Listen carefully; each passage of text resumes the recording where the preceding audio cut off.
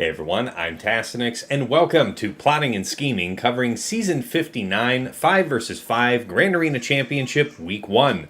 I am joined by my co-hosts TJ, Sasha Aisha, and Fatal. Dagger is MIA for the moment. I expect he'll drop in the call at some point. But yeah, gentlemen, it was a interesting first week. I had 2 legitimate rounds and an Erodium. I wasn't feeling well round 1, so I didn't stream it. But round 1, I lost to Barator. Was just a little sloppier than him on banners, and then I had an unlucky fleet drop, so nothing to do about that. A great win against Tom Ford, although I see that he didn't have great mothers, so that is an enormous advantage in this meta. How about you, TJ? How was your week? Oh man, I got my shit pushed in, but we'll call it for what it is. Round one, it was Michael, right? Friend of the show. I've known that dude for years. Old guildmate. Say guildmate for Sasha as well. Really great player. He was traveling, so we did a whole bunch of testing. That was my only win. Then I fought the long name Asian fighter. You can't say. Really Yep. like Yep. hyper efficient, like smash just task. He sits at the top for a reason. He basically saved everything, and I call it skill diff or whatever, but he had everything I didn't, right? And I wanted to try something that failed and that cost me down a hole, which you know how that goes. Mm-hmm. And then I got where did I get round 3? Your favorite, one of your favorites, one of your classics, Payton. So I had Payton, Mm-hmm. and man, just got tore back. I will say I found some good things through adversity, I guess. And I think there's going to be some consistency on what takes what. But what I got to work was weird. So it's like the team I faced, and I know we'll talk about mothers. So it's like 1 and 2, got my shit pushed in. We'll just got outplayed. How it goes, and it starts good because I get Bebe round 1. So I'm having a great 5s. How's your day? Yeah, all right. So I'm 2-1, you're 1-2. How about you, Sasha? So I had a fun, stimulating week. I got a couple of real matches in. I faced the Partick account, Bebe there, and then also a friend of our show, Zid, who's been on with us previously, and and then an Erodium. And I went 2-1.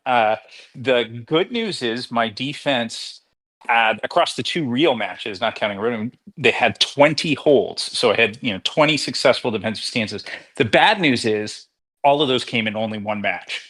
So I got steamrolled by Bebe in 1 shot. The nice thing was it was liberating, and I didn't even bother to do ships. But in the other match with Zid, yeah, it was a fun match. I got to try a little bit because while I did his front wall fairly cleanly, went to sleep by the time I got up the next day. It was clear I had some nice wiggle room. So good matches, but and a decent amount learned. So having fun with it. Dig it. All right. Well, Fatal, how about you? How'd this first week go? 2-1.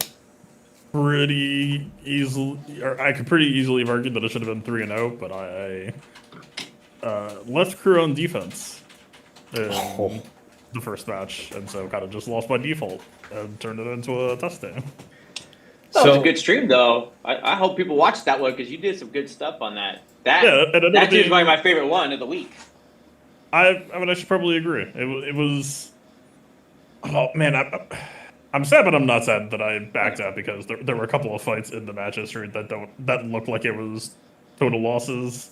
That's a good thing for you, though. That's good intel to make it look one way, right? Let the GG. Dude, good enough to watch. I just assume everyone stream cheats nowadays. I don't give a fuck. It's like fair. Hey, I don't know. I'm just gonna comment that was probably one of my favorite ones for your stuff because you went into the weeds on trying some actual cool things, and to me, it's like if I'm gonna take the loss, fuck it, we're going ham, right? And we're gonna see what we can do. And I was getting a lot of good stuff off. Like those are the ones where it's like I can't comment enough. Those are when you want to watch the streamer, right? Because you're getting so much good stuff going on. You're like in the world of, you know what, I'm gonna lose. I'm gonna see how far I can push it. Mm-hmm, mm-hmm. Yeah, that's gonna have some I think permanent benefits for me in the future that will be kind of fun to fuck around with. That is the hope. That is the highest hope. All right, guys, we've got a great agenda to go over. So, within hours of us recording here, the announcement for Punishing One came out. Let's dig right into this ship. All right, so this is, I've already seen the panic across multiple Swugga discords about how this is the end of all light side based counters to Executor. I don't know if it's exactly that damning, but it's a lot. All right, let's get into it. Sorry, go ahead. Are you saying you're punished for doing it? You may well be, yes. All right, unit name, Punishing One. Alignment, Dark Side. Categories, Dark Side, Attacker, Bounty Hunter, and Scoundrel. Key attributes, out of turn attacks, make Punishing One deadlier and faster. Steals stealth from enemies that try to avoid combat, and can inflict death mark on a target. All right, strategy tips. Utilize the appropriate allies to set up maximum damage potential. Look for the pertinent Bounty Hunter debuffs to get more instances of damage. Being deployed with all Bounty Hunters provides several passive benefits. Ships have reinforcement priority orders, but when those are tied, like Xanadu and IG-2K, it will go by order placed. How do you unlock the Punishing One? You're going to get it, available Thursday, 10/17. So what? Yeah, it's a marquee event. You will need a level 60 and own a capital ship, all right? And does the TIE Defender count as an Imperial TIE Fighter for the unique? Yes. All right, we'll see that in a minute. Okay, abilities. Basic. Quad Laser Cannon. Deal physical damage to target enemy. Deal an additional instance of damage for each of the following. Target enemy is breached. Target enemy is marked. Target enemy is target locked. That's gonna get a lot of use. You're gonna just be triple tapping people with that. All right, special one, disruptive combo, 3-round cooldown.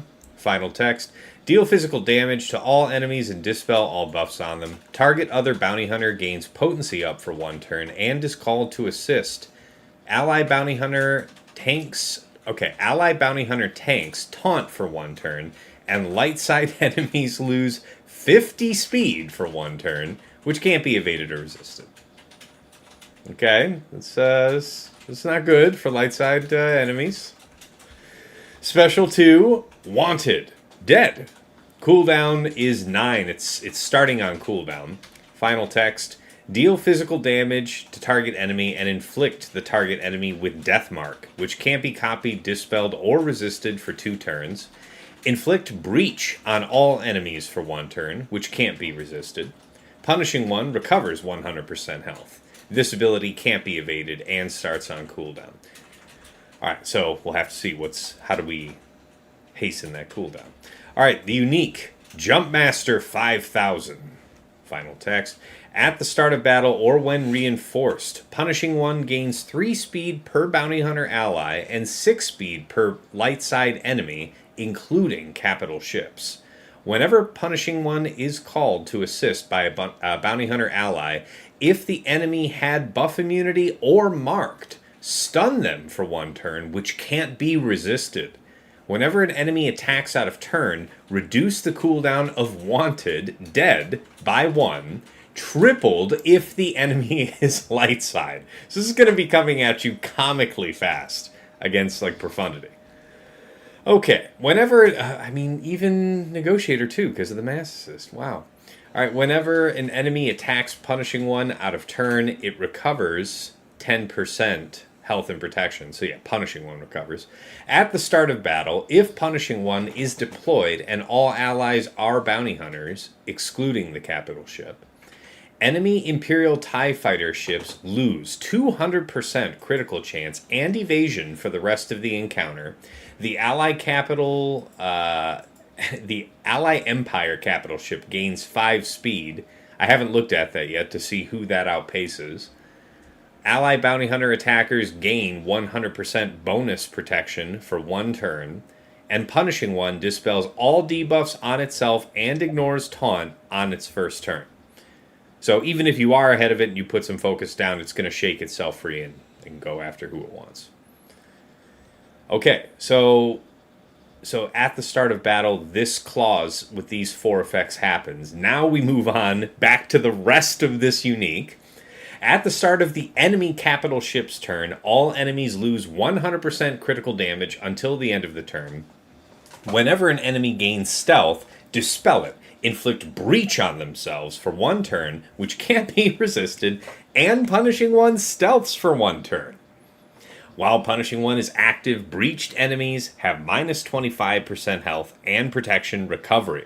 Enemies with Deathmark can't recover health and protection, and whenever an enemy with Deathmark is defeated, all bounty hunter allies, all bounty hunters actually. It doesn't say. Interesting. No, it says ally bounty hunters, sorry. Ally bounty hunters gain 100% defense for 1 turn and recover 100% protection. Okay, so that's where the meat is on this kit. Holy crap. And then the reinforcement ability, Skip Tracer, final text, enter battle, punishing one, gains defense penetration up for 2 turns, target enemy is inflicted with buff immunity for 1 turn, which can't be evaded or resisted. Could be, I don't know, situationally useful. What do you guys think? Floor's open for this one, guys, just jump in. Yeah, before we get into substance, I will say this is definitely in that category of kits that actually needs an intermission. Like it is so extensive, and I will say as you kind of go through the various clauses and provisions in there, I keep seeing reasons that the types of counters that I would have expected to turn to get, if not nullified, at least like marginalized. So it's feels good. It's literally calling out every single thing. I would say minus, I don't know where Levi falls in, but like it's taking away, because calling out the TIE Fighter is calling out the one off the one Chimera right? counter for with we're doing with Defender, right? You're using Defender to relinquish, and then it overpowers, but it's not a common one. It's going on the common ones, obviously, but it's like, oh no, we're gonna hit you there too. So it almost feels like that's now the creme de la creme, and then we'll see what it does. And you basically keep Levi is just initial gut reaction, because even when I saw it come out, I didn't get a chance to actually dig in until you said it now. But yep, that's where I'm at. Like immediately tells me, it's like, oh yeah, all your counters people were using that are called out are now poopies. And it seems pretty obvious that this character really should be on the front, because you want those 4 clauses in there. 4 little items. I'm wondering is the starting lineup. It feels like Bosk, punishing one, and actually Razor. I don't know if is it Razor or is it Xanadu. Only reason I'm bringing up Xanadu is the mass buffs and the stealth, because punishing one is also going to stealth, which is going to leave out. So it's like Razor seems pretty obvious, but the mass debuffs is a pretty big thing with Xanadu.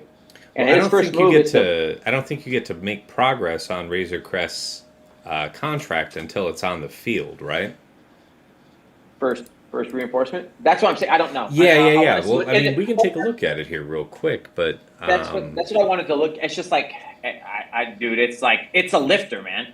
This feels like Great Mothers 2.0. It feels like we're getting our first like legit lifter for a team, right? Because that to me brings Executor to like the forefront of, oh, you're screwed. Well, I think it's nice that they make the call out about that reinforcement order in the particular case of Xanadu and IG2K, because now you can kind of pick which one of the 2 you want to come first with that understanding. And this reinforcement bonus for Razor Crest is kind of crap, I think. You see it here? So Razor Crest gains stealth for 2 turns, inflicts ability block on target enemy for 1 turn, which can't be evaded or resisted. Like Xanadu, or I think IG's probably better, right? We can look at IG. I forget what that one is. I think we're all going to play with it, right? And there's going to be something that comes out of it. It'll be probably, if I had to guess, like a territory war or something else that will become the mass exodus of what it'll end up being, right? It'll start at the gauntlet is what it'll be. Something will come out like that nobody's thought of, and then that will be the creme de la creme of what it'll be. It's just how it works when we do with anything. So am I excited to see it? Yes. Am I fearful to see it? Yes, because now it's a brand new game again when it comes to ships, and we don't have enough as it is. So you'd only have so many ways to do it. And I think you know Tass, and I know Sasha doesn't mess with it. Fatal says fuck that too. But ship strategy on reinforcements, it can be a big thing. Yeah. And how you line up your ships, right? Because I think we sat there at times, you, me, and Dagger will sit there for 20 to 30 minutes talking about how we want the reinforcements to go. What will the AI do? And them calling that out, to me, feels very big. Yep. I honestly think that clause is just CG kind of trying to spread the information because it's a thing that we know, but it's a thing that not many players do. Yeah. I think it's really fair to say because immediately people are going to have the question TJ had. I still feel. I mean, what do you think, Fail? You think it off the top of your head, just as a starting point, not what's going to end up being best. There's no way to know. But no, I can tell you already. Sorry, I already know. I can already tell you how this ends. Tell us. I'd like to solve the puzzle. Well, guilds are going to require Dengar R9 because they just require R9 for the shiny new thing, regardless of whether it matters. Right. And then someone's going to figure out, but wait, Resistance is actually really good against this because Resistance was already almost over the top on previous comps. And this forces exec to sacrifice something that they might really not want to sacrifice. And so they leave themselves up into Resistance. And oh wait, they actually just released a ship a few months ago. A few being like 10 now, but that's fine. It's in ships turns, it basically just happened. It's the most recent release. And so then now top guilds are going to start relicking all the Resistance pilots, and the new status quo will be achieved. And you'll just use the possibly RNG counter to defeat the new big bad guy, and the spread of war will continue. That sounds like Chimera. Yeah, Eerily similar. Higher investment Chimera counter. Yay! All right. That's me calling the ball. I think Resistance, because Resistance I've known for years was already like close enough, but I was never going to be the person to like invest a bunch of relics in Resistance pilots to try to see it happen. We're when we say the Resistance pilots, I'm assuming we're talking about the same 3 ships that you'd usually start on the front line: the Resistance, Millennium, Poe's X-Wing, and then Rose's ship, the tank ship. I'd actually have to review the tapes because this is the like years old ship, but I don't know if it was Poe's. And actually, I'm fairly certain that it wasn't Poe's. But the matchup dynamic probably hasn't changed in that many years either. So like, yeah, I'll have to go dig that shit up. But I mean, I assume it's Race Falcon. I assume it's the tank because you need that shit to eat the mass assists. I'll have to check past that because it wasn't actually my theory craft. It came from Okay. Blade Baka, but yeah, Let's I don't go know. backwards. Like you look at the punishing one, and I mean Resistance can have assists, but only if you decide that you want them to have assists. So you get the ability to opt out if that's really a big concern for you. And at the same time, like we don't know the punishing one's stats right now, but like for example, if the meta decides, hey, triple attacker with punishing one as the third off of Razor Crest XP is the way to go. I'm pretty sure Resistance also was particularly happy to prey on triple attacker, and that Houndstooth was actually kind of the problem child to deal with. But now the comeuppance is out, that actually might kind of serve as a Houndstooth grinder, so to speak. And I think I would have to double check the kit, but I assume once punishing one is dead, you don't get penalized for. It doesn't nothing, say persist. Yeah, there's nothing in his unique that says these effects persist after death. Right. So yeah. Right. It's just lifter until dead. So yeah, look forward to giving your Ray Scavenger R9 in the near future. Otherwise, you just don't care about your guild. That's right. Do it or you are scrub. You heard it here. All right, guys, let's go ahead and dig into the meta matchups. Of course, this week is going to be, this last week was defined by fighting Great Mothers, and I only had 1 round to fight it in. Like I said, I had an Erodium, and then Tom Ford didn't actually have it, so I did take in the Crew Slacker team. I almost one-shot it, I want to say. Everything was going super smoothly until I killed Morgan and Great Mother. And what happened was I couldn't maintain my turn meter train from there. I didn't have enough units to hit. And so there was a gap where he came out and then, DTP did a hit. We survived it, but not by much. And then Initiate followed up and just did whatever. And then Slacker fell over. So was able to clean it up with something. It didn't matter what then. But yeah, that's all I have to say. How about you, TJ? Dagger's here. I think I heard him chime in. So if we want to start with Dagger. Dagger's here? Well, actually, I heard a chime. Maybe I'm you wrong. snuck in. It's almost like if you read the chat, you would know that I hopped in. You know what? He did say last meeting. You, in fact, are not my real dad. It's true. It's true. Age gap, age dip and all. We should start with Dagger. Okay, well, we can start with you, Dagger. By the way, just quickly catching you up, how was the week for you? Oh, that's right. That's right. You're 3-0, aren't you? Yeah, I went I was 3-0. predicting. The squish really, really hurt me this time. I'm all the way back down to Bronzium. Do you even know what Great Mothers are besides having them on your account? Yes, I actually do. I watched. Now look here. Look here. I didn't fight them myself. My For bad. obvious I only reasons. set this crazy expectation. Yeah, you only have. Yeah, them you on had your better account be and watching it's on other TV. people's streams, or you're This going to have motherfucker no just sees intel. He just sees them on TV, right? I don't see them. I just play one on TV. You had better be doing outside extra research, because you are not going to be useful on your own for 4 months? This guy, dude, is gonna Something walk like through. that. The squish has been an ultra squish for him. It's been a regularly weird one-off squish. Nuts. Yes. Okay, well, talk about... but no, I will say this. Yeah, what do you know about Great Mothers fighting it? Mm-hmm. Well, I had a conversation with 3 other people when I was on a stream, and they're trying to figure out how to get through someone's GAC, and we were talking about the mechanics, like the hardwired mechanics. I know Fatal's touched on them before, but trying to use the hardwired mechanics to try and break down how to take down the fight without using Slacker.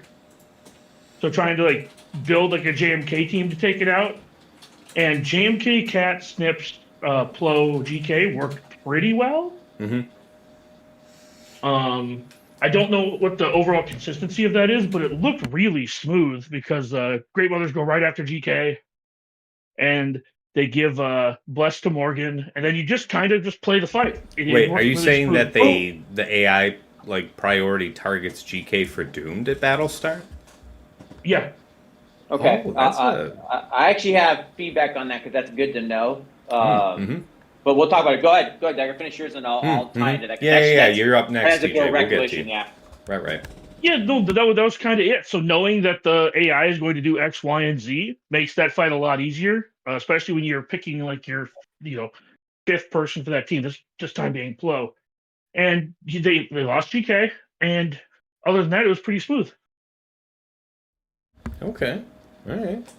Fair enough. All right. And then, of course, really quick, of course, like Tass said, I watched a handful of Slacker fights, and I think 3 of the 5 were losses.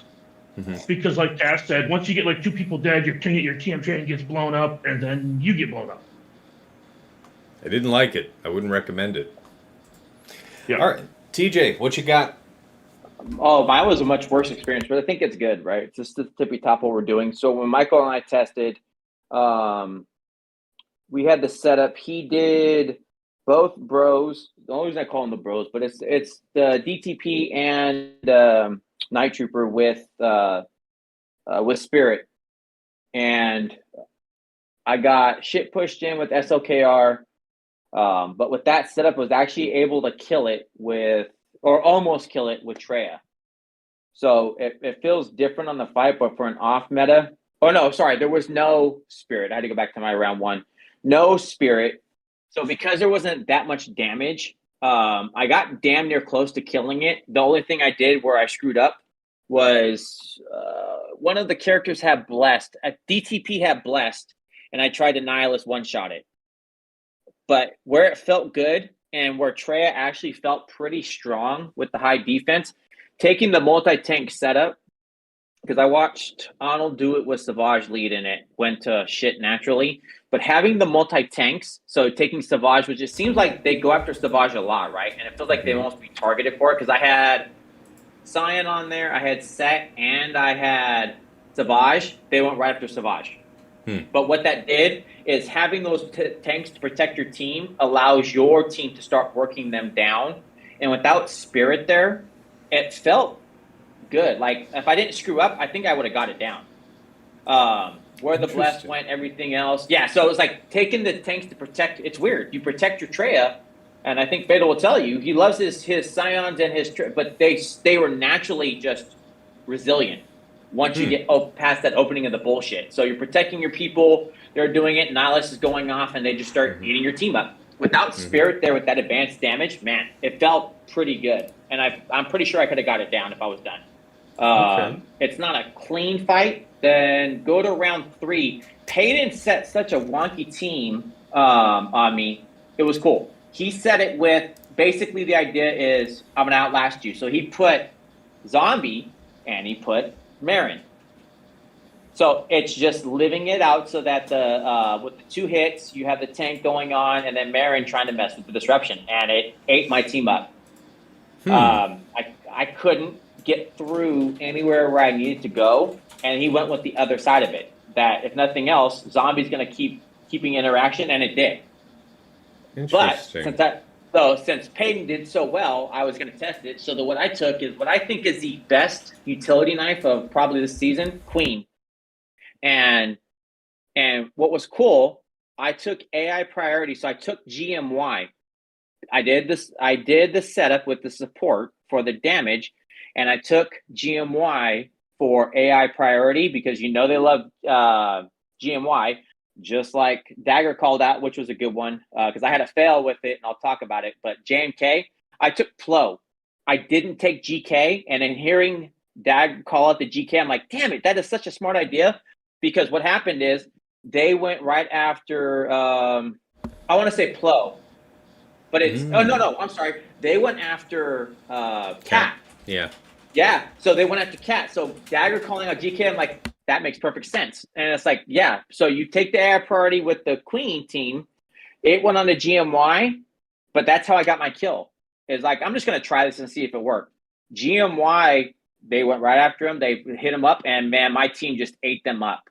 It literally pummeled through them. So Queen, which I think feels like the best counter for a majority of what it is here, if there's no Spirit and there's none of these other pieces to it, it feels really resilient to just kill it. And it did. It did great. Yeah. I'm also one of these like QA truthers. We've talked about this ad nauseam. Yeah. I really, really like this team. And yeah, that makes a lot of sense. If Spirit's there, Spirit has the dispel before the damage that ignores defense. So that's like somebody's getting one shot. .jpg. Yeah. Especially since they'll be blessed because of the AI. So yeah, if there's no Spirit there, that makes a lot of sense. It has so much like survivability. That's what I'm saying. This week was amazing I got shit pushed in, call it what it is, but I got to play a lot of the different teams I think we're going to see, where it's like, what is your goal? And I think everybody agrees, end goal, stop SLKR. And that's what we're going to start seeing with these little tricks and nuances. But when you're not putting on, I think we talked about it, Taz, Spirit really does feel like an essential piece that without that these Treya teams, these off metas that just need the time to make it work are going to take out your sisters. Yeah, well, so isn't it that if you want to set the version of the team that is most likely to give Blessed to Morgan, you would want it Great Mothers, Morgan, Knight, DTP, and Initiate, right? But if you do that, though, and you remove the damage, because I agree, right? And it's 2 pieces. One, Dagger made an amazing comment that I keep sticking to my head now. Like AI priority, right? The Thrawns, the GMYs, the GKs, all of these other characters that have such a high targeting priority, we can use that to our advantage to start trying to take other off metas to take it out that love it, like the Queens and the Treyas. But without the Spirits, yes, the bless is there, and yes, we want it to happen. It just feels like I can take so much more against you.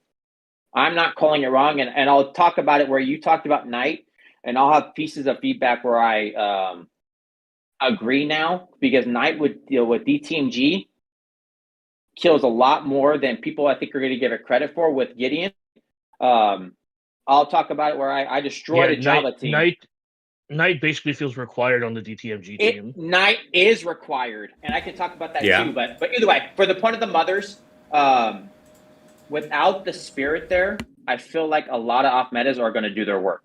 That will not work. Yeah, you're messing with the SOKR, but if I can take my Treya team and kill your mothers, and I'm telling you, I would have had it. I without the screw up of taking against that blessed, I was literally taking Nalus and just piecemealing the team. And only the person that killed where I timed out was Savage. My team was still alive. I was doing just fine controlling the team because I was able to just boom, boom, boom, and it's going fast with this Kron. Now, I'm not saying when set 16 goes away, it will be the same, but I felt in good control versus what it was. With Spirit there, Dagger called it. It's the quick delete. Your characters just fade away, and Spirit's just rocking. Okay. I think this might boil down to being something like, or I know everybody else gets a chance to go, but this sounds an awful lot like the Jar Jar Kron versus Boss Nash Kron, about how Jar Jar Kron like makes off counters not work, but Boss Nash messes with the GLs kind of thing. Yeah, I just it depends on what your opponent's going to use on your. There's going to be a modular setup based on what you expect your opponent to use against it. I think that I really like those kinds of defenses. I think that makes GAC more interesting. But that's just me. I'll all right. Well, let's move to Sasha. Yeah, Sasha, what you got to say on this? Yeah, so I agree with Dagger's point that it does feel like kind of nuanced, that each of these different comps have different vulnerabilities. But the other thing to remember with this, it's actually, for me, it's really enlightening to learn that GK would be a prioritized target, because I had the same thought as TJ and had tried it in Squad Arena of using GMY, so putting Grandmaster Yoda out there. But the reality is, as we've talked about many times, not all Great Mother Krons are created the same, right? And I found, at least some that I've run into in Squad Arena, that have a bunch of offense on them. If they go after GMY, he's dead incredibly fast. Like, this is a squads without Spirit or without Acolyte, but like a Night Trooper or Death Trooper Peridia there, and he's dead. And then immediately, Great Mother's like, all right, cool. Now I'll go on to whoever else I want to prioritize. But I'm going to counter you now. Here's where I'm going to counter you, Sasha, because my GMY was dead turn 2. They literally deleted my GMY. Within 15 to 30 seconds, my GMY was dead. And then they put the power onto POW. But with my team being fast enough, and remember, the only person that can hit you is Blessed or Mothers, right? With your team being set up correctly and you're going like that, you have the pre-taunt little dummy doll sitting right there. My team had the time to run through their team. I was piling through them. I had already had Mothers and half the team down to 50% health with POW's first move. And then remember, if your Qui-Gon is set up correctly, and if there's any kind of speed there, he's supporting and moving the fight around.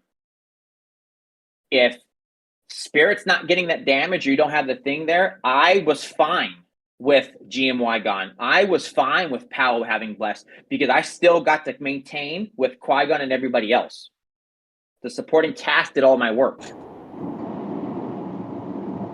Yeah, look, I believe it. Yeah, and that is, I mean, it is really, QA is doing some pretty nice stuff. In fact, it was an impactful defensive option for me. I love that it worked there. I think the one time that I held it on offense, it took out a Leia for me. So that squad's been great personally. And then we can move over to Fatal. Like, my approach, because I've been wary of the various comps that I've seen and their vulnerability, or the vulnerability of the crew slacker counter to it, I've ended up going with JMK. I've not put a prioritized target in, so this is helpful for me. What I've done is just JMK, Plo, Cat, Snips, and it's been smooth. It's definitely been smooth. There are times that Plo gets a little low or Snips gets low because of the penalty there. health on assist, but it works well. But to have an extra option like Queen Amidala would be nice. And Fatal, what have you been doing? I really don't have anything productive to add here. I've just been doing crew SLK. It does kind of. I already had this feeling a day or two ago of like the moment that set 16 goes, I'm going to be caught.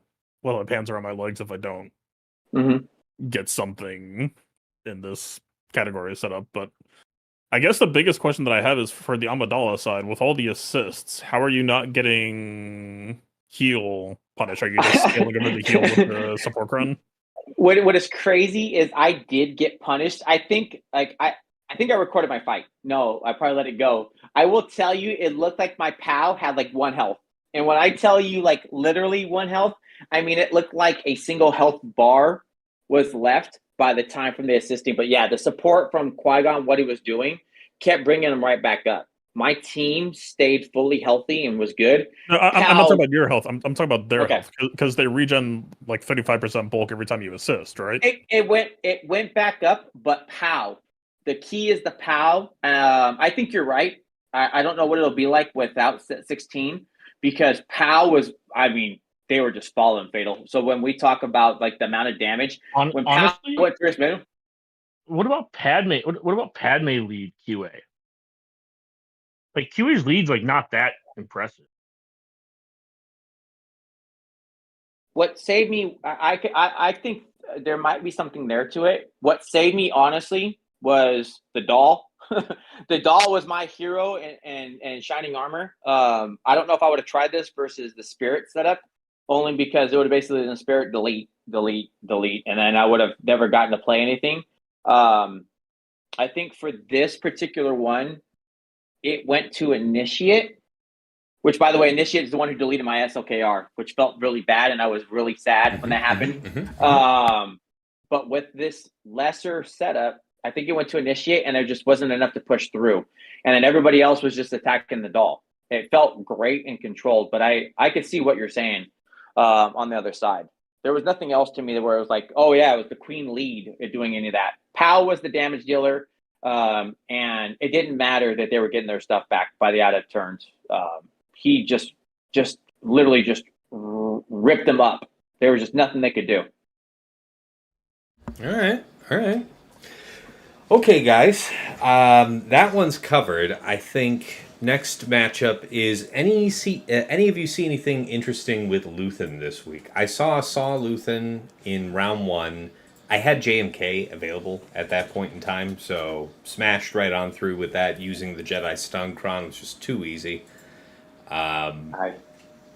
Didn't have any really interesting offensive uses, but yeah, we can have an open floor on this one. Go ahead. As always, if you don't have Crex on the team, don't set it. Yeah, I did set it, and that wasn't gonna obviously stop JMK, but I take your point because you're still setting it with support cron, right? If you're setting it. Yeah, and you need the days against things like GG and because the things that beat it are generally Terminator trains, so you need to stop the Terminator trains. I took CLS attacker and it was poopies. But I heard CLS was a good counter for that though. Oh man, it destroyed it. CLS attacker, I don't care what you're doing. There wasn't even a whim of a problem. Oh, okay. But it's punch up. I mean, to me, it's punch up, and I think Fatal called it or whatever. It's killing. In my opinion, of what sets is probably one of the strongest teams right now for defense in Leia. It kills Leia. I get there's a fail point and all that, but Luthen is killing Leia, or you can die to CLS. I'll use it to try to do that. And I'm not the one who called it, right? I saw it on the other ones. I know it has a fail rate as well, but watching, I will call Fatal and Dagger's favorites, Mon Mothma Luthen destroy a Leia.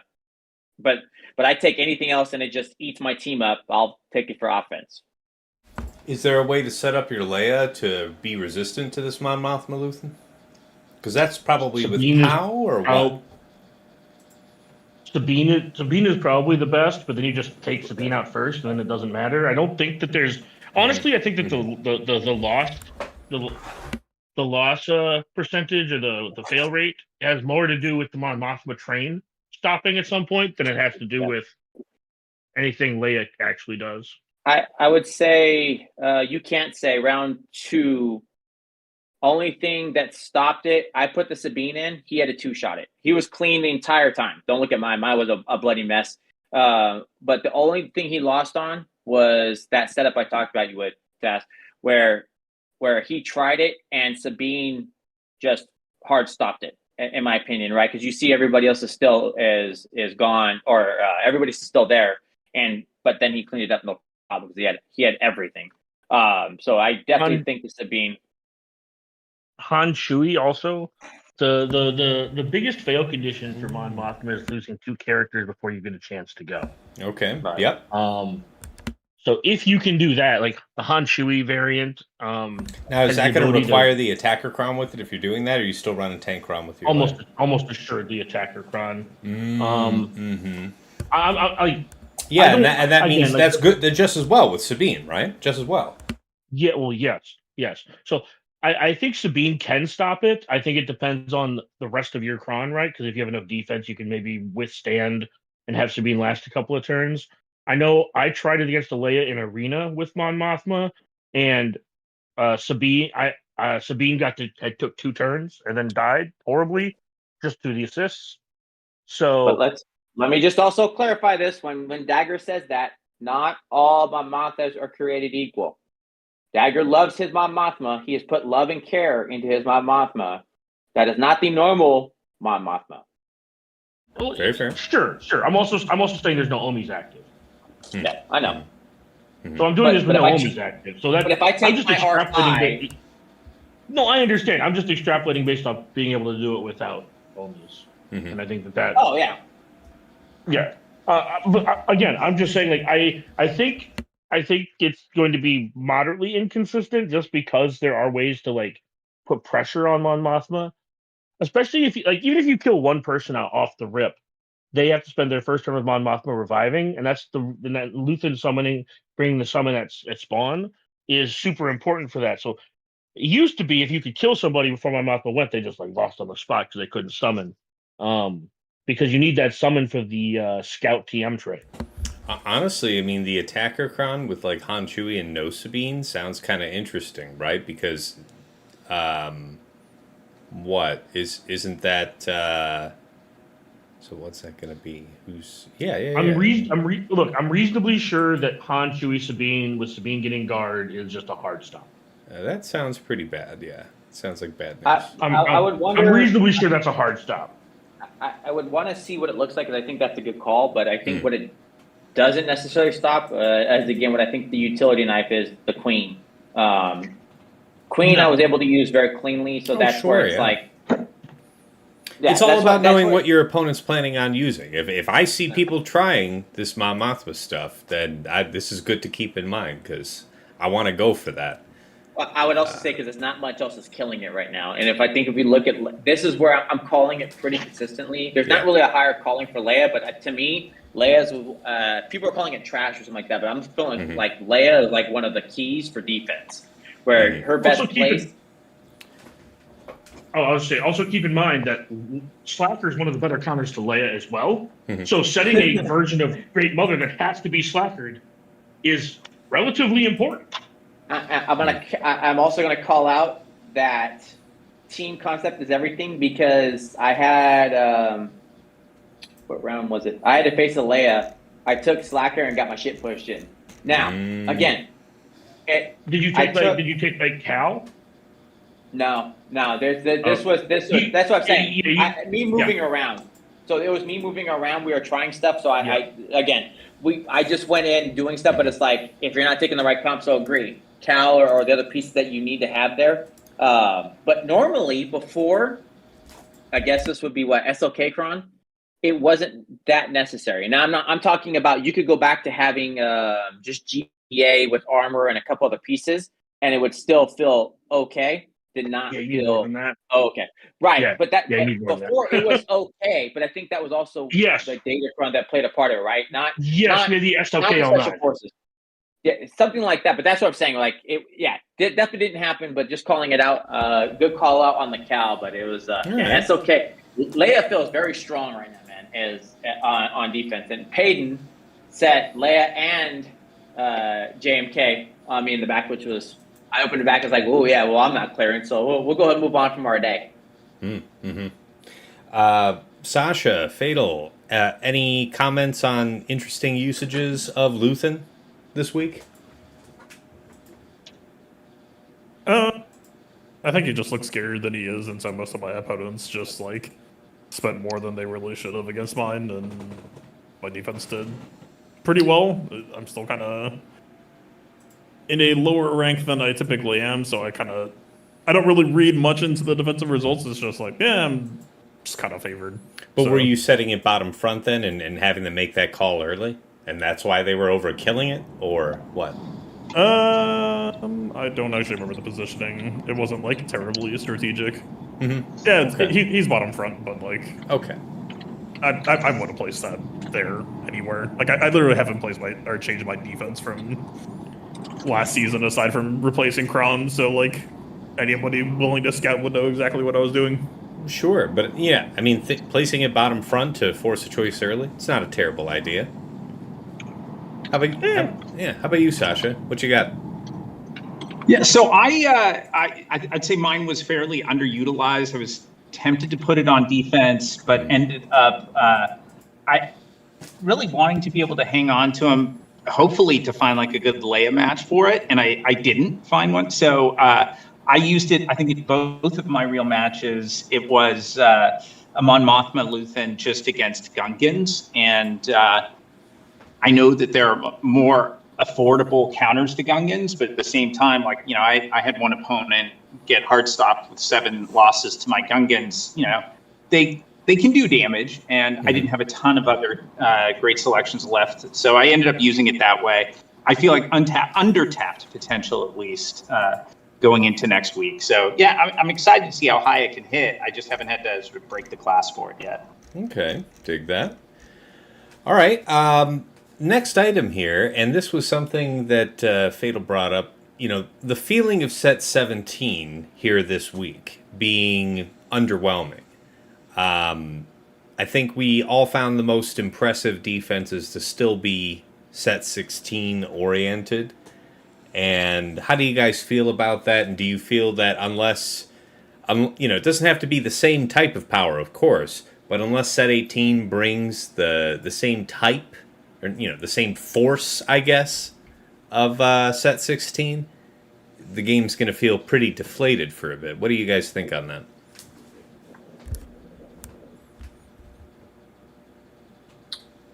I will not. Sorry. Go ahead, Dagger. No, go ahead. I will not have strong opinions until we see set 18. Yeah, but I'm less asking you to opine on set 18 and more about how do you feel about the significance of set 17 based on this last week of play. So I'll share just. I mean, these are kind of Kraken perspective a little bit on it. But one thing I have noticed, and we were talking before about it, is it does seem like for all the cool sounding Jedi options, I'm surprised that other than the Plokron, which I think has very real impact, whether it's under JML or JMK, I'm pretty underwhelmed with how the Jedi Crons performed. Like there wasn't an exceptional, like, hey, you really have to pay up to cross through this defense. And then the other thing, this is sort of particularly at like the very end game whale perspective, but because there are 8 stats to roll potentially for set 17 and 6 stats for set 16, I have noticed, certainly in my collection, and I noticed this very clearly in my opponents, there's less of a concentration of defense on their set 17 and their set 16s, and that makes it a bit easier. Like I just find it 400% defenses tend to be the set 16, and then you see a little bit more sort of spattered, diversified. In some cases it's really healthy to do it, but in that way, like there's been a noticeable difference in my matches.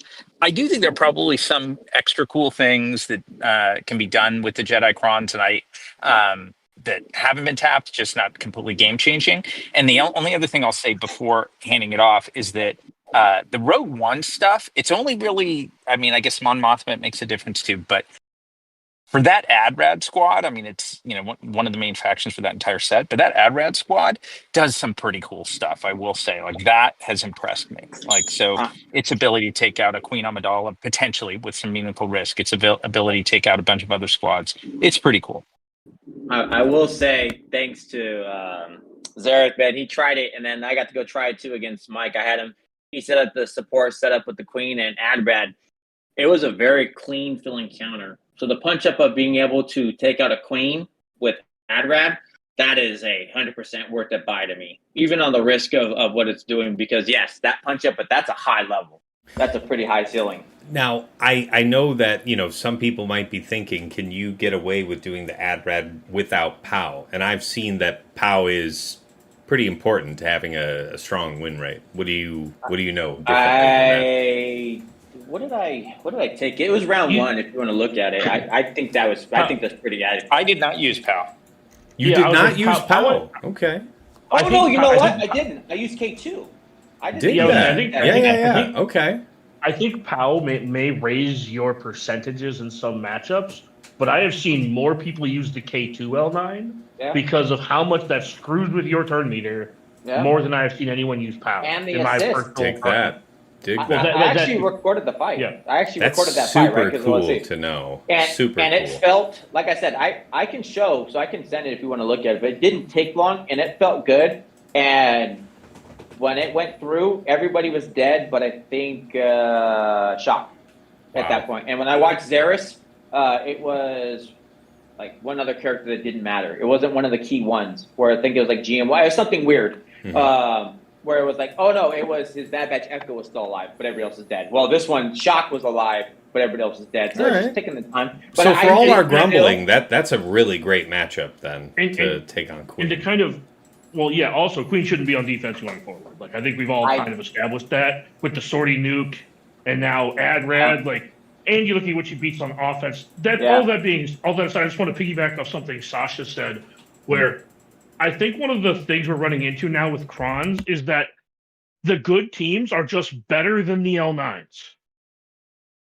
Right? We have finally got to the point where some of these teams, like Koth, I've said this since it basically came out. Can somebody please tell me how to use this thing? It reads really well on paper.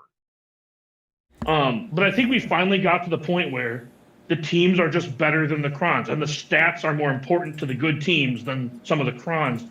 Like, the Jedi Crons feel underwhelming, even though the stun level 6 was historically oppressive.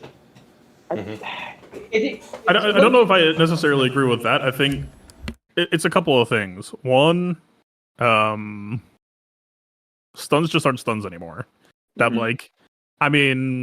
Inquisitors are immune, Malgus auto-shrugs it off. There are so many teams now where, I'm gonna stun you every turn. Trey doesn't give a shit. So, it's not... I think some of the level 9s also just sound deceptively... it's a huge word count, but, usually when I read something with a long word count, I kind of just try to break it down into, individual bits that matter, and then see, okay, well, how much does this actually apply to my day-to-day? And I think... this is why, just for transparency, I haven't even really been modding my Jedi for GAC. My Qui-Gon's unmodded, my Kelornbeck team's unmodded, because I just don't really see much to believe in while we're in this high power state. If we see a regression... When you say unmodded, you mean not specialty modded? They're mod lockers. I just took them out of the GAC loadout so that it's a smaller size. Yeah, dude. Oh, shit. Okay. No, yeah.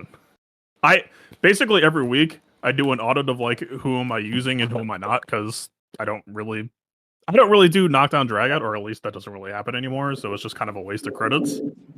And even post set 17, Jedi haven't really made the cut for me. Is we have so many good teams now that C team with a lifter is still nah, man, I'm just gonna go use the 20B teams that I have. It's fine. Yeah, so that's kind of what I said. Maybe I was a little hyperbolic when I said it, but yeah, a lot of the level 9s that are meant to prop up older teams that aren't as good just don't cut the mustard now that we have so many teams. I think that's it too, but I think back when the Jedi level 6 was powerful, I also think there was good level 9s to it as well. And I think Fatal called it out, right? Because now it's just cheeky, right? Oh, you put Jedi with stun. Oh, that's cute. That's gonna make me look a little sideways. But it just feels that way now, right? It just feels like this is not. But then again, with the power of the level, with the supports and the attackers and everything else, Sogo 2.0 is just a harder point where it's just like. Go ahead, I'm not trying to push back that hard, but I will push back slightly that it's like when Cup came out, right? And everyone was like, whoa, this is insane. But I looked at Cup Crown and I was like, this is like barely an alternative to the other support options that Amidala has. Cheeky is a good word for it, but it's almost like CG is trying to be a little bit too cute of like, the design style is fun, but like, okay, they're looking at actual stuff in their kit. And they're saying like, okay, well, what can we do with this, or can we provide any interesting effects off of this? But then, like, if you actually go through and audit the shit that they're doing, like, if you go look at like Plo Koon Kron, so much of that stuff is contingent upon like, okay, well, you actually have to get turns off, and then you actually have to like gain this buff and then lose it, and then you have to do this. That like most of the time, when you're looking at a Kron like a Plo Koon Kron or an ETH Koth Kron, you can cut out like 60% of the text, and that will be the actual level 9. And so when we're talking about, you know, what level 9s are good versus like the average power level of character, I think it's more an indictment of the level 9 design of recent, which like also like slight sidebar to be clear, we did see some level 9s just get nerfed, and like, you know, they sure did print some fucked up stuff that like, you know, Gideon now will still scam you out if you're running Malgus or whatever. It's true. Like, yes. Right? That was actually kind of a cool oh shit moment, because in my mind, Gideon was just kind of deleted, and it's like, nah, he will still threaten you on turn. He's just not cheating out turns. It's true. It's true. I lost like 2 or 3 characters because it was just like, it's actually like a kind of a fun fight of like, you have to juggle this threat, and like, my oh fuck, I didn't even mod DR for crit this week. Damn. Just to extrapolate off that, Fatal, like to what you said before, or what you just said, you're right. A lot of times we get like all caught up in how many words are on a level 9, and we don't really think about complexity sometimes being a bug and not a feature. I think it's the same thing with I think it's all of the long text on everything you do. It almost feels like when you talk to somebody, it's like, ooh, go for the long text. It's because like I can tell you right now, I don't know what they fixed on the Gideon L9 Kron. I just know that he doesn't take every turn for the rest of the game. Right. Yeah. Well, I don't know what Gideon Kron does. I just know I don't insta-lose to it once he takes a turn. I'm going to give a perfect example of a requirement that came out that made no sense, and I was talking to people about it. It was Luthen for the level 9. And then you want the long text for your Luthen. Fuck for? What is that? Yep. What does that? Yep. What does that matter? And it's like, but it's true. Fatal's right. If there's more words, that's got to be the best. It's like, fuck cares about all row 1. Luthen's not row 1. Luthen's Honestly, level just 9 the just damage isn't even reduction. good. Well, that's also true. But Mon Mothma specifically, just take. But for Mon Mothma specifically, I'd almost want the damage reduction on like POW, so that way he lives. But that's what I just laugh at, right? It's like I think Fatal. We are in the world of it's got the most words. That's obviously the best thing, and that is. I think Fatal call it out, right? It's like actually, and I'm guilty of that. I've been for months trying to find something to do ETH Koth Kron. I think right now, the same way. I think all of the conversations we just had, literally all of them, even if it was completely different topics, power is the core central theme here. Mm-hmm. And I think this really just speaks to the unease that we have not knowing what set 18 is going to be, because 16 and 15 were high power, very high power. Yes. And 17 is just the sort of regression that it's like, are we supposed to grade it on a curve? Is this like a wait 2 months and then it'll be real? Like, so, you know, I don't even blame guilds for requiring Luthen, because it could very easily happen that, hey, 16's gone, 18's out. You want a Sawcron, you're running Luthen. Right. Right. I just think it's funny, but I think you called it out. But I also want to say all companies are notorious for creating the problem, selling the solution. And when we've seen a dip, right? So when we've seen, there's been certain ones where they created a cron, and you look at it, you can see this is just mediocre. Oh, that means the next set is going to be just bonkers stupid.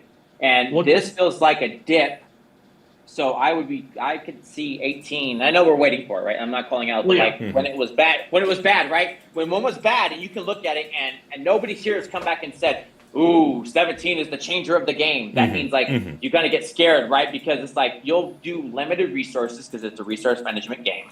So you'll do less on this set, knowing that the next one coming in is just gonna be like bank breaker. And I'm not calling it that way. We saw it the last time when this happened. Well, let's get Dagger's thought there, then wrap this one up. Well, yeah. I just have a really quick thing to add because Fatal brought up power, and and then TJ brought up selling you the solution, and that reminded me of every time they make a busted Datacron, they print a counter to it with with either a paywall character in the next set, or they make it something just initiate level 7 or level 9, right? So they'll make some like rancid ass character L9 that you have to farm up that character. Or like the point I wanted to make is when they were talking about that, I just started grinding my teeth because if you don't have Great Mothers, you're going to fight Great Mothers and Balin on defense. And if you have Balin, your opponent might not be able to set Great Mothers on you because it'll just be full auto. Anyway, sorry, I was just grinding my teeth over we're going to get this solution sold to us with the Balin bespoke Datacron. And it's like, this is what we get for rewarding bad behavior. This is our eternal punishment. This is... Oh, wait, are we cutting off here? No. You got something else you want to throw in? Just a quick addendum to what Dagger just said is this is probably gonna be the whaleyest fucking thing out. But I realize like we're kind of at the end stage of the journey guide here, where CG has just required so many characters that there aren't very many characters left at this point that you aren't going to have at Relic, which is it feels like a progression or sign at times for the game of just like, man, I did not think my account was gonna reach this state, but here we are. Like yeah. They have just gone down the guide. Dude. I have a Relic 7 ETH. I have a Relic 7 or 8 Cup. I have high Relic things that without the Kron or whatever it's in play, I'm not touching that character. I'm sorry. You can't convince me. I didn't even do Initiate when Initiate was cool because it was like it's just no. But it sounded definitely. I think that's a great call out. A sign of the times of how do we get them to Relic the character? Just give it a Datacron. Yeah, it's so true. I mean, the map of sort of the next OP Datacron, or I would have said Omicrons, but it seems like that's stopped to a trickle or maybe fully stopped. But next OP Datacron is going to be somebody from that can be found right now on a non-maxed whale account at the very, very bottom of Galactic Power there. Like, somebody like myself, it's going to be one of my last 10. Jedi Guardian getting the next busted L9. Yeah. But exactly. That's how they did. That's how they did Galactic Legends, right? You did a Galactic Legend. You could go look at your characters. You say, look at the bottom of the list, and that's where it's at. So I know you want to move on, but that's like, guys, Fatal called it. Yeah. For sure. I know that we got to hit up, best attack and defense of the week for myself. I just want to mention attack-wise that, I learned the same thing that Fatal mentioned, that you're thinking with the nerf DTM or the nerf Gideon Kron that it may not be, it should be less of a challenge for Malgus. Nah, it chipped banners off me. And, with Night Troopers still there was significant damage to keep them low outside of the turns that Moff Gideon wasn't spamming his massive damage. So I think it's kind of nasty. And then defensively, I just wanted to see something. Yeah, just I'm pleased to see that the Savage thing still held, but no, there wasn't really anything interesting about that round defensively. Yeah, not just more of the usual. Oh yeah, I had somebody use Mom Mothma against my trench team. Turns out that didn't work. Wow, Mom Mothma POW, and it still got closed out. Interesting. Mom Mothma POW, Baze, Chirrut, and Cassian with the POW Kron. Well, obviously, that lost. That team sucks. Yeah, well, you'd be, I wouldn't be surprised with as bully powerful as the POW Kron is, they wouldn't do something. Anyway. Well, yeah, without Scout, like that team doesn't do anything. Yes. I mean, yes. Very fair point. Very fair point. Okay, Sasha, I know that you're going to have to dip out soon, so let's hear about your best attack and defense of the week, and then let's get your parting thought before you dip out. Yeah, sure. So, I'd say on on defense, first I'll start with just one that was kind of entertaining for me to set because I found in Squad Arena it was doing some nice things. And that was an LV Mall Piet, Royal Guard, and Stormtrooper. But with an attacker cron, what I ended up doing is I was using my Night Trooper on a DTMG squad. I'm sorry, Night Trooper on my Great Mother squad. And so I had this sort of freed up strong attacker cron for Night Trooper, threw that on Vader, and yeah, it did surprisingly well. I think it's basically roughly bounty hunter proof because it hits hard enough that Vader ramps. I think it has 40-50% offense on it. It's just that was a cron that came pretty heavy offense, and then I'd say on defense. I actually set that Leia comp that we were talking about before that was at least theoretically anti Mon Mothma. That I went with Chewie on and Sabine and Krex, and that did get me some holds. So it was, it performed decently. I was just trying to find a way to be able to stop a cheap counter. I figured a lot of people, like myself, were going to go in wanting to use Mon Mothma. So that was a defense that served me pretty well. And then, look at this. into, Wait, look at this. They took Yeah. in Queen against you here and failed. Yeah, that's slick. That's nice to see. Interesting. Yeah. Okay, Mm-hmm. So that did pretty well. I mean, obviously it takes apart a CLS squad, so you don't have that cheap soft loot encounter if the opportunity presents. But it's exactly as we had thought, though. I mean, as far as being able to fight off a queen, this is an attacker crown on the Leia, so well done. Yeah. And so I think, for me, this coming, one thing I haven't done is dig through insights and some of the learnings from the first week, just sort of across the community. But, we were talking about Queen Amidala, and I'm still not giving up on her as a defensive option because when she's worked in the back wall and an opponent doesn't have a proper counter, it can be such an effective hard stop.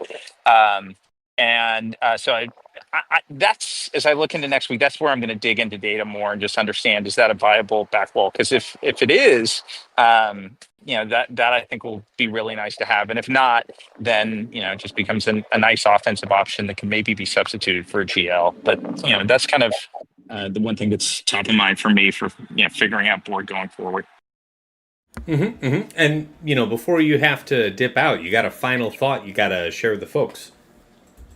I am kind of back to the topic that we were on before about, them sort of infusing power in parts of the roster that have been underinvested in, and sort of projecting where we're going to go.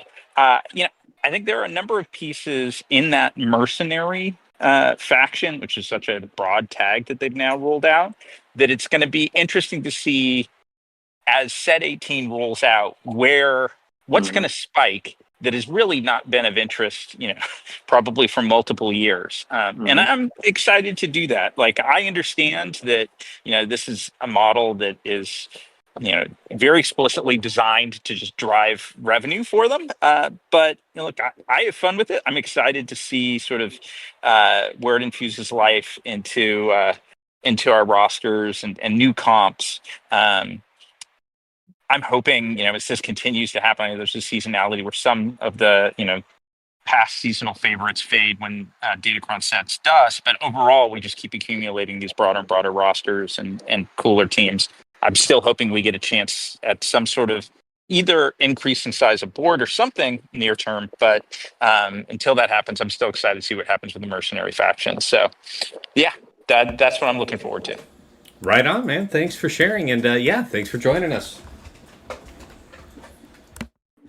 Okay. All right, let's turn back here to Dagger. Your favorite attack and defense of the week. I got your tab up here. Let's hear all about it. I didn't have to attack fleet all week. There we go. Okay. All right. Yeah, and I guess taking a look at this here, they didn't really push back too hard, so that's a thing. I had to set 5 teams. I saved 5 GLs and just undersized GLs on it. Man, you get a pass on this section of the show for the foreseeable future, eh? Yeah. Yeah, jeez. Yeah. On the bright, All right. on the bright side, I did the math, and in 3 months I should be in a rodeo. Oh, Like 2 more months, I jeez. should be like mid a rodeo. Okay, so yeah, we'll see you. We'll see you in Kyber sometime around summer next year. Probably March. Actually, probably March. We'll see. We'll see. We'll see, buddy. All right. I'm not gonna lose. Yeah. No, I know about that, but yeah, we'll see. We'll see. It's just free money. It's fine. Whatever. Squish it. All right. No, it's not even free Squish money. it, buddy. It's not even free money. It's 80 crystals a day and 140 crystals for a win. It's not even free money. Knock it the fuck off, Dagger. You go sit in your corner with your dagger. That's right. Yeah. All right. Yeah. TJ, how about you? Your favorite attack and defense of the week? I got you here. All right, so I'll go round 1 to round 3. Look up Java round 1 for me, and then look up Java round 3. And this is why I want to say this. We talked about DTMG and why Dagger said Knight feels very important. And it's like, yeah, I felt the difference in both fights. So I did DTMG with the Gideon setup, and I took what I saw with that because I set the bros with no, I didn't set it. I just wanted to try it. Round 1 didn't have it, so I was like, I'm gonna try it without the Night Trooper. So I took the comp without it. There was no support cron, no Knight, and man, it was a sketch fight. I felt super uneasy fighting that team. It felt gross. Then you go to round 3 against Payton, who set up an attacker cron as well. And man, just look at the difference. And it wasn't that long of a duration. And that's with Knight. The difference in my fight was Knight. That literally was my change, and it feels so much stronger. Knight is just keeping that team locked in on what you're doing, that it feels. And that when Dagger said essential, I cannot state that enough, that Knight literally was the change in my factor that felt super strong against what is definitely a stronger setup. And then I also want to add to this that I watched Arnold do it against the support setup. And I kept telling you, I think support's the way to go. He took Knight, all of the debuff went away, and he was just back in control. So Knight feels like it's understated how well it sits on this team right now. That the 5th doesn't need to be DTP, which is cool because then that can go to the sisters or the mothers. But without the Knight there, it's just not the same team. I noticed that in neither case you ran Enoch, and wouldn't Enoch be of help? It was looking for another mass dispel, and then also for the tap for days, and just trying to look for control is what I went for. To me, it didn't matter. I'm not calling Enoch the wrong choice there. I wouldn't want to offend Fatal with the bro that can go everywhere. I'm not calling that wrong at all. But Knight feels pivotal to make this really just shine, and it felt that way. I felt super in control. Okay, good to know. All right, so yeah, favorite attack for you. How about defense? Anything jump out? It's Leia. It's Leia. Where are we Leia going? just you could go. We already showed it, but like my only hold was really the Leia, and also facing Leia's. Man, they're just so strong. But like my only hold on, you can't say was Sabine in the setup, right? Everything else is clean, but Leia, like I said, Leia feels like the staple because, like Dagger said, and doing it with that, it's an SLK pull, right? You have the mothers, which are going to be genuinely so. It's like you have your Leia in the back, and now we're seeing the data, and I think it'll support it. That probably attacker with the setup, it's like that's even less options, right? And I'll tell you what I did. I faced STH setup, right? So I faced the Han setup on this with the tank with Krex on there. The disruption and the hold absolutely still has weight there. And because it's super strong to hold that. So it's like those pieces, Leia feels like a clutch character, that defense staple, and fear of her. Because it may not be the mothers that get you, it may be the Leia. All right, nice. Fatal, how about you? Favorite attack and defense of the week? I know you're saying nothing's jumping out too much here while you're still climbing back up, but what you got? I don't read too much into it, but there was still fun stuff. The testing day on week 1 for offense, I got Zori to beat Rain with the Nescron, which was fun. I saw that. Where was that? It wasn't Han Chewie, which I don't know if I would trust that shit without like hyper specific Krons to like contest on damage. But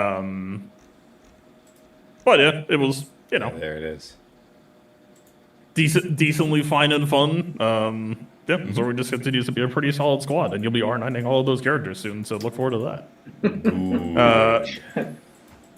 Defense side, I don't really have any like deep dives, but just like big picture, some really fun big beats. Like I cut Ben out for Hondo in my race squads, and that had a lot of pretty good hit rates. Crit avoidance, Amidala stopped sortie twice. One of the times like did not have any dust at all. I don't have the ideal crown for it, but yeah, Tom Ford. I'm kind of.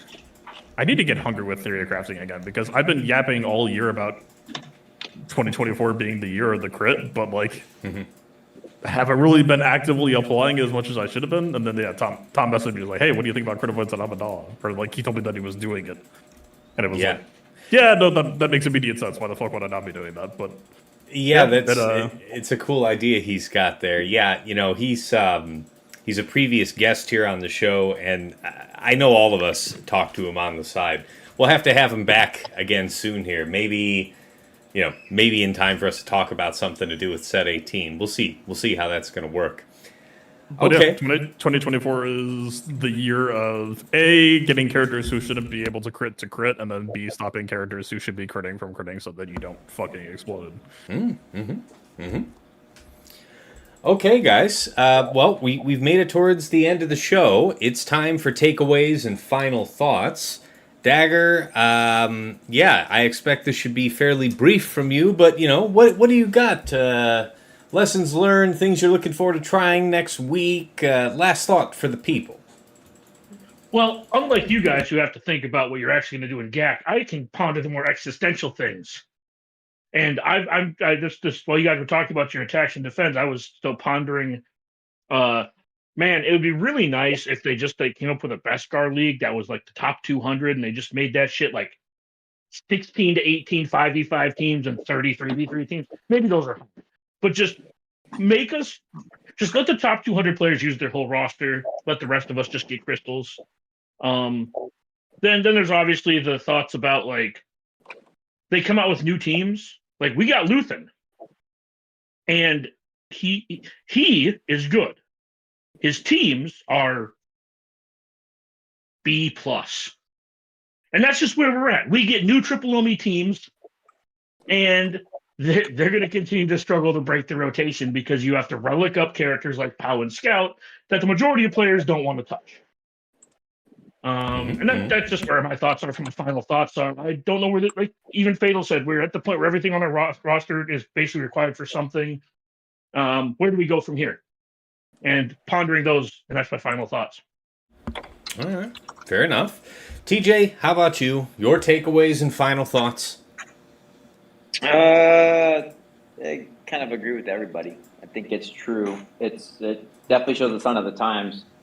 I want to say our defense is pretty set. I'm not talking to Fatal. Fatal does Fatal things, but I feel like there's going to be some staples we're going to see in the data where it's like these are just the staple defensive teams, and all of them have prescribed counters, and how do you play with it? I do like that you can basically know that like the mothers are there, and what setup is it, right? That kind of gets to play the mystery game, so it's like a great back wall setup. I also like Sasha's take, and knowing that you could potentially put Queen on the back wall, and she could potentially host. So there's some strategy there, and I love strategy and being able to do that. Kind of excited to see where it goes. I'm also excited to not get my shit pushed in. So let's hope for that. Fingers crossed. Go gentle, please, opponents. Other than that, I just want to see where we get to, man. I agree. The dawning of the Set 16 feels sad. I enjoyed my Sugo 2.0. The sunset. Yeah. Pulling the ship twice was one of the coolest things I've ever seen from Star Killer. Yeah. I wish I could do it. I've That's done it one time. I got to do it once. So mad. A+, got to do it once. No notes. You must go pull the ship twice, and you will think. You still get 2 more weeks of it. Enjoy while it's in season. I don't know how you do it, though. It's just like when you do it, it's like, I wish you would have recorded it because get to experience it is amazing. But It's set 16 is so fun, man. I really enjoy what they did with this. This set was definitely wild and made the game super interesting. So week 2, we'll see where we're at. And I am scared for Punishing One. That is going to be a monstrous setup for come week 3. Very fair. All right, Fatal. How about you? Your, what are you looking to try here in week 2? Your final thoughts for the people? I am not entirely sure where I'm sitting. I mean, my main job description is to finish the season 6-0, so like, I'm probably just gonna mostly do my best to ensure that happens by changing absolutely nothing because it's been fine so far. I don't know. It's still, if I do get bored, it feels like I'm not even using Power Crun. I'm not even using Jedi Crons. That like, Same. I should probably do that somewhere, right? Like, I should probably figure out something to do with that. It's just there haven't really been fires that I need to put out, or things haven't really been breaking, so I'm just kind of coasting for now.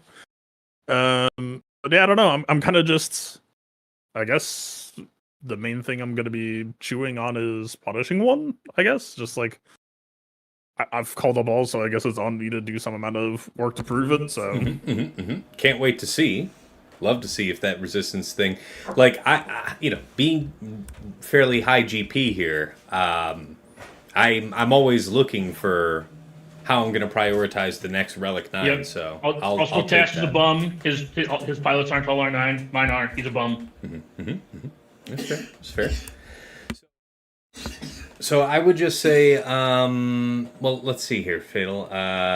All right, yeah, we got that thought from you. Before we move off from you, though, as the only other content creator here on the stream, where can the good folks find you? Twitch.tv/PlaybookTV, YouTube.com/theplaybook. No activity on YouTube.com/theplaybook, but a significant amount of work happening behind the scenes for new future stuff that I will not promise because I know myself, but I'm working on beating those demons. Very good, very good. All right, well, I'll be looking forward to seeing what you do. All right, especially with Punishing One. It's coming out here in just a couple of days. We all will. Look. Playbook is Fatal is like one of the 5 channels, only Swoger channel where I have notifications turned on. I'm not kidding. I look forward to his content when he puts it out. It's usually good testing, etc. I don't know why, but the moment that I see something come out, everyone's like terrified, and the kit looks good. My immediate urge is just to make it look bad. So we'll see. I don't know. I don't. My brain is broken. We'll see. Well, thank you for that, first of all. And I mean, for my part here, wrapping up, what I'm looking forward to trying.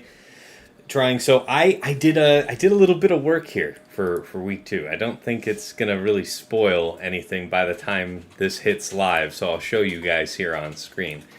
It took some doing, but actually, what's the best way to show this to you? I'll just show it to you in Squad Arena, because this is depressing for my enemies. I re-rolled some of the bum stats on this Cron and got tenacity. So, good luck to them, because Slacker's going to have a challenge with that. And not having offense on there is kind of a bummer, though. Look. That tenacity is super nasty. Yes, it I is. was going to say, we all can't have offense on our shit, Dagger. That's right. We all can't be blessed. Very sensitive subject. I don't either. I don't. Listen, very sensitive Well, subject. I did. Wait, hold on. I did. If you know, you know. But I don't. Yeah. Now. I was gonna say that's just like, don't say the O word. It's very that I'm triggered. I'm triggered now. Thanks for doing that. Yeah, there's a Sabrina Killing my Carpenter day. song. This is topical because I went to a Sabrina Carpenter concert last night with my family. But there's a song she has. It's called Espresso, and this is my depresso.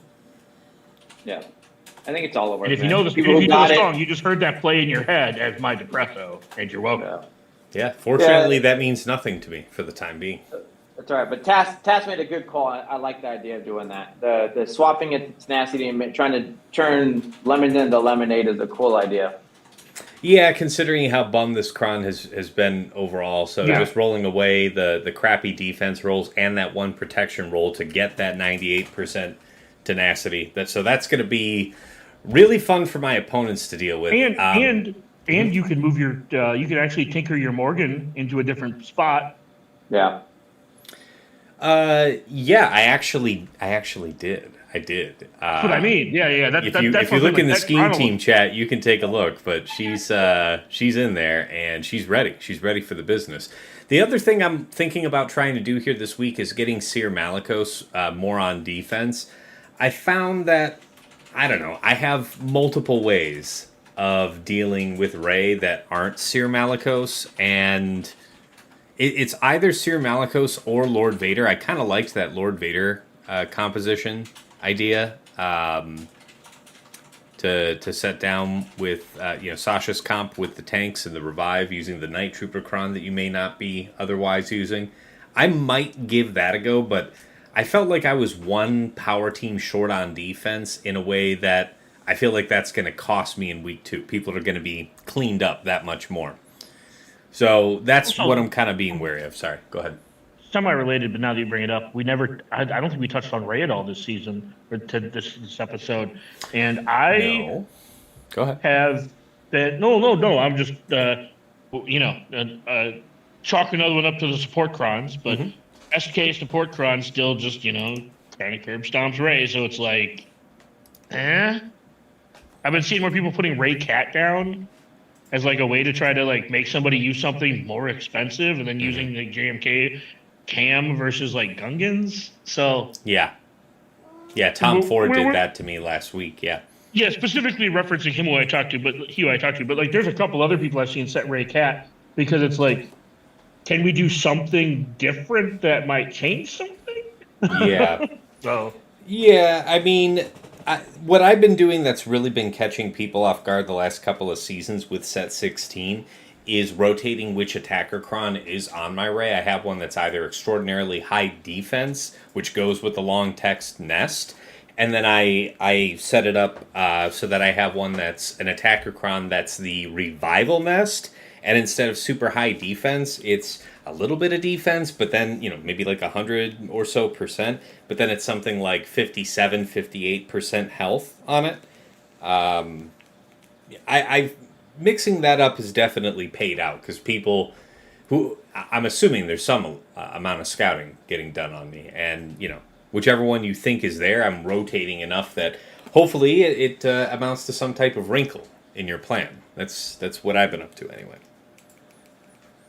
All right, guys, that's about it. We've made it here to the end. If you want to go ahead and catch me live on Twitch, it's twitch.tv/Tassinix. Of course, I do post all the VODs from my stream up on my YouTube with chapters added for easy browsing. That is Tassinix Gaming on YouTube. The podcast here, Plotting and Scheming, is, of course, hosted there. It's also on Spotify, YouTube podcasts, and I do post the RSS feed link for every episode, so whatever program you like using for podcasts, just plug that in there, and you'll be able to follow us. But, by the way, guys, I thought I'd share with you something, about 13% of our viewership listens to the podcast in a non-YouTube form. So it's either Spotify or some other platform for podcasts. About 13% are outside of the Spotify environment. So people are plugging in, listening from wherever. But, aside from that, back over to talking about the YouTube channel. Got some other Swugger-related content there you'd be interested in seeing. We've got the Datacron set videos, of course, talking about the outgoing set 16 and Datacron set 17. I make those with Aesop Rock, one of the very top players in the game. We'll be getting together soon, very near future, to put one together on set 18. Also have the mod guide videos that started off as a community request from you guys, and I'm going in on the factions and characters you're most curious about, so appreciate your interest in those. I'll keep those going. Of course, we've already mentioned the show, and I think that's about it for the YouTube. Aside from that, if you've enjoyed the show here, first of all, if you are watching this on YouTube, hit like, hit subscribe. Analytics love you when you do that, so make sure that you do that for me. Go ahead. Also, if you have any questions, compliments, concerns, or requests, you can put them in the comments. I assure you, Tash will not read them. Oh, shush. I always read my YouTube comments. You shoosh. But no. But seriously, all the feedback has been positive. I, as one of the mods for Tassa's server and co-host, want to just, on behalf of the rest of us who aren't Tassanics, thank you for allowing us to do this dumb shit and justify it because people listen to it. And a lot of the content is due to you guys asking for it. So continue to ask for what you want. And I know Tass will do his best. It's and true. Thank you. It's true. I will. So, yeah, of course, outside of that, hitting like and subscribe wherever you can. If you want to support the stream, I do have a Cash App at you guys' request. It is $Tassanix. And, of course, if you want to get something back and help raise your scouting game and join my Patreon community, you can check out, let me hit the right button first, patreon.com/Tassanix. For any upwardly mobile Grand Arena player, there is something there of interest to you.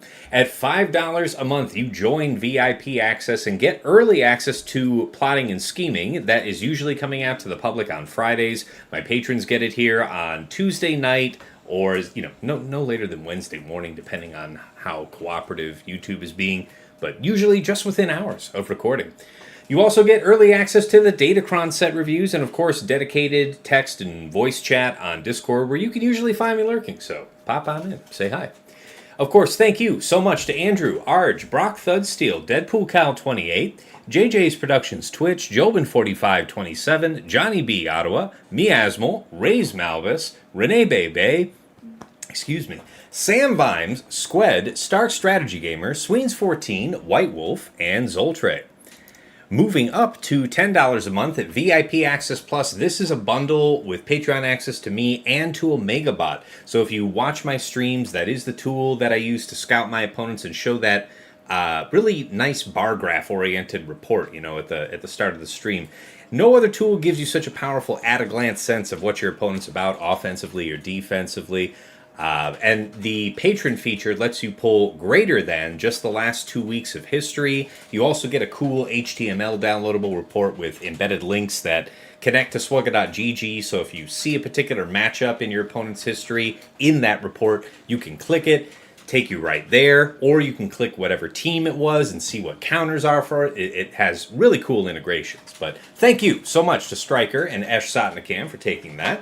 And at VIP Access Premium, that is the DoubleBot bundle. So Patreon access to me, to Omegabot, and to Hot Utils, the #1 tool for your mass mod management and loadout creation. With a couple clicks, you can move between Grand Arena, Raid, Territory Battle, TW, so on. Save a ton of time, and powerful other tools for Grand Arena and TW. Thank you so much to Duckstab, Funky, Ibanec, General Milan, Sir Boss, Quig, and Wilco for taking that. And of course, at the top of the heap in Jester's Club Elite, the one, the only Nomad's Reaper. This guy pops into stream from time to time, drops hundreds of subs and thousands of biddies, usually all in one go. If I actually had to read it out when he does it, I would spend upwards of 30 minutes just reading names. So, thank you so much, man, for all of the crazy generous support over the years. Of course, last but never least, our special thanks first to Yoda Force, one of my original supporters back in the day, bought me the mic I'm speaking to you on right now. And even though he has long since quit the game, we remember him fondly from the other side. To Mrs. T, my wife, thank you for all of your work in the background, keeping our rambunctious, destructive, highly inquisitive daughter from throwing every egg that we have on the floor, from painting herself in Sharpie and coming to show us her fantastic artwork. You have mitigated several disasters here in recent days, and I can't help but appreciate you while I'm trying to be halfway decent at a phone game. And of course, to my co-hosts here on Plotting and Scheming, Dagger, TJ, Sasha Aisha, and Fatal. Gentlemen, as always, it's a pleasure and a privilege to make the show with you. We all learn from each other here making it. Our community loves it. They love picking up the details, the comments, the feedback, the DMs. They all confirm this. So we've got a successful recipe. Wouldn't change a thing. Appreciate the hell out of you guys. All right, let's move back. We can never wait for the PNS. What's that?